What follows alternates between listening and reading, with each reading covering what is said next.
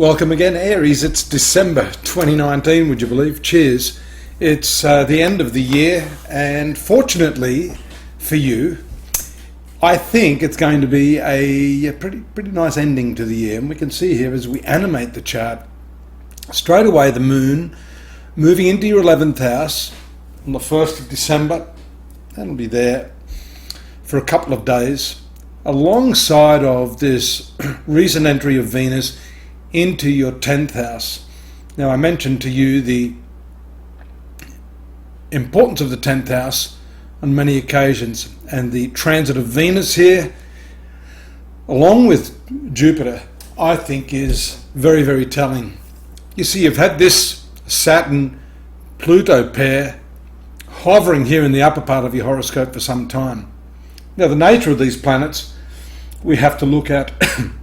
Pluto is transformation, Saturn is privation, it is the restriction of satisfaction and happiness. And to have Venus, the planet of love, and Jupiter, really in some systems of astrology, you're considered your best planet because it rules the 9th house, transiting here in the upper part of the horoscope, very nicely counterbalances these somber, heavy, transformational, but sometimes very devastatingly so, planets. So Venus transiting here shows us not only social overlapping of your activities with your work, but more a general feeling of satisfaction here.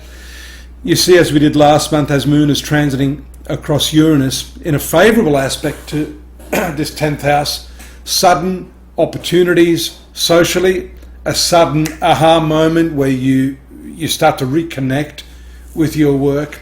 And Jupiter, of course, trailing that Venus transit, bringing a very, very nice, expansive quality to it. Now, I stopped the animation here because we have this really, really powerful full moon taking place here in your 3rd house on the 12th of December. And by the way, while I'm talking, folks, take a look up here. You can see the date at which I am making the pronouncement or the prediction or the forecast, whatever you want to call it. And that helps you tune into the precise date. I'm focusing more or less on the nature of the planets and which areas of your horoscope that they happen to be activating. And of course, the full moon is important because this illuminates your communication, your relationship with siblings, your contractual arrangements. Let's keep our eye out on Mercury here. It's just moved into this 9th house of legalities as well with the Sun. And so you can see most of the planets moving up here in the upper part of your horoscope. So that's activating your ambition, that's activating your contractual and negotiation skills, and learning, higher education, and to some extent spirituality, as shown by these planets up here in the upper part of the horoscope. You know, this transit of Jupiter is a very important one too, because this doesn't happen except once every 12 years. Jupiter spends approximately 1 month, the Sun spends 1 month, Jupiter spends 1 year. So we can count through each of these areas in your horoscope year by year to say, well, the last time this happened to you was approximately 2007.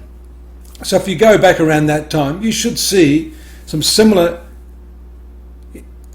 activation of this area around that time. Moon moving across the opposition to Neptune can throw you in a bit of a quandary, and that's at a right angle to the expansive Jupiter, Saturn. Look how quickly Venus has moved through here.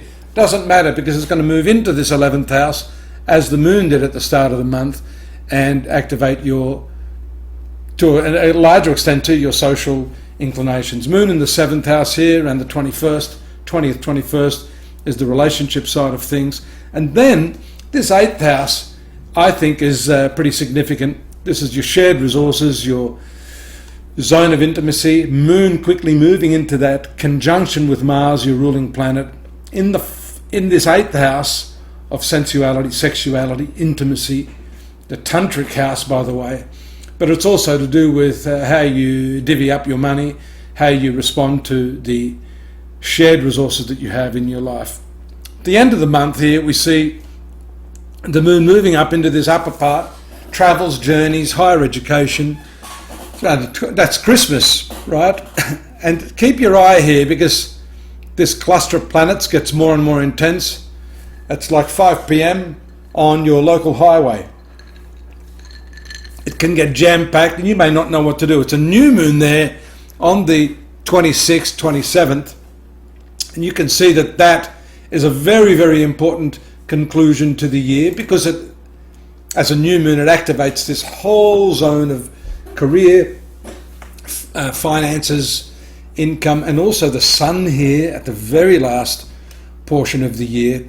Year by year shows us that you shouldn't put the brakes on in November, December, because towards the end of each year, for Aries born, sun actually activates the 10th house. This is your professional house. And having the new moon here next to Jupiter is very, very fortunate. So this is a lovely omen to complete the year and to look forward to 2021. And speaking of 2020, actually, what am I talking about? 2021. For 2020, I'll be uploading a special edition for what's happening for you in 2020. I've already uploaded the yearly texts for each of the 12 star songs. I'm just correcting them. I like to get them up. There may be a few spelling errors. Bear with me. I'm going to correct those. And you can get them at astrology.com.au with your additional monthly forecast there that we've got organised for you right now. And I look forward to seeing you next month. Don't forget to subscribe and drop me a line if you'd like. Merry Christmas, and I'll wish you a Happy New Year next month. Take care. Bye-bye.